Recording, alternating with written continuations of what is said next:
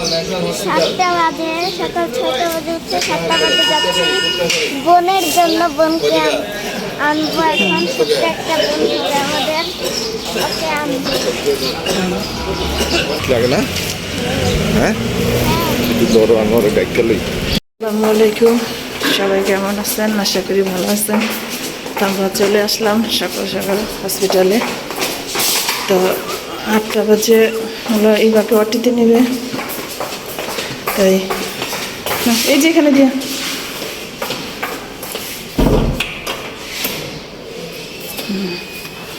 সারা রাত্রে কি আর ঘুম আসে? এই এত সকালে আসারই 3:30 বাজে উঠছি, জাগছি ঘুম থেকে, জায়গা 5টা বাজে গেছে। পরে উঠে যে রান্না বসাইছি। উমাই মামা আমার কাছে ছিলে রাত্রে, না? কেমন লাগতেছে তোমার?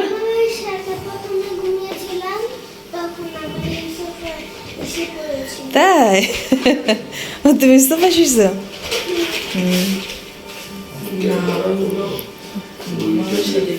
মা মেয়ে দুজন, দুই বেনি করছে।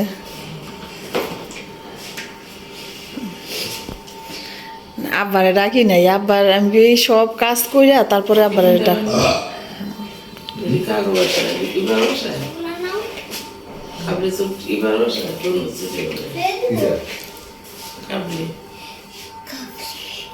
ইয়ে ওর কাছে ফোন দিছে, দুলার কাছে। কই আছে? হ্যাঁ, আচ্ছা। হ্যাঁ, 8টা। কয়টা বাজে এখন?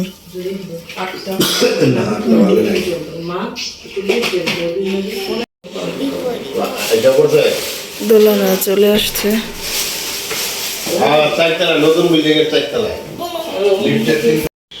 তো এখানে জনি ফ্রেন্ডরা চলে আসছে ইভাকে ব্লাড দেওয়ার জন্য। অনেক ভোরে ভাইয়ারা কষ্ট করে চলে আসছে, 5টার দিকে রওনা হয়েছে। আর ইভাকে যেহেতু ডক্টর বলছে 8টা থেকে 8:30টার মধ্যে সিজার করবে, তো তাই আর কি এত কষ্ট করে ভাইয়ারা আসছে। ভাইয়াদের অসংখ্য অসংখ্য ধন্যবাদ। আর জনি হচ্ছে একটু পরপরই ফোন দিচ্ছিল, তো ওর ফ্রেন্ডদের সাথে কথা বলতেছে। আর ইভাকে অটিতে যাওয়ার জন্য ডাকছে, তো সবাই ইভাকে অটিতে নিয়ে যাচ্ছে। সবাই দোয়া করবেন আমার বোনের জন্য, যাতে ভালোভাবে আল্লাহ সহি সালামতে সিজার সম্পূর্ণ করে।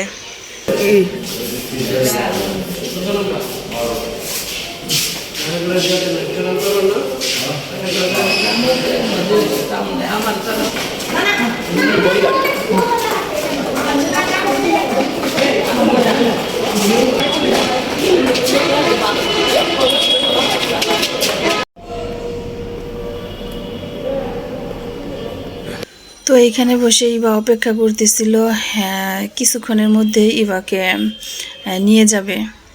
এদিকে আমরা অপেক্ষা করতেছি সবাই কখন বেবিকে আমাদের কাছে দিবে।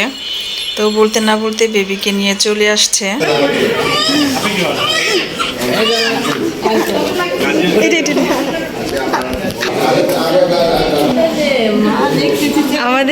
আমাদের ঘর উজ্জ্বল করে আরেকটি জান্নাত চলে আসছে।